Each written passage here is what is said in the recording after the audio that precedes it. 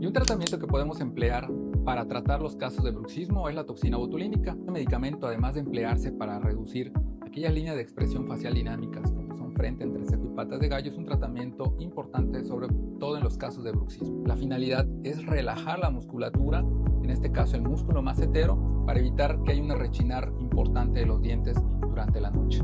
¿Cuándo va a aparecer su efecto? 2 a 3 semanas luego de la aplicación es el efecto máximo del medicamento y su duración total es de 3 a 6 meses. Sin embargo, en la mayor parte de las veces la duración va a ser entre 3 a 4 meses debido a que este músculo tiene un movimiento repetitivo constante.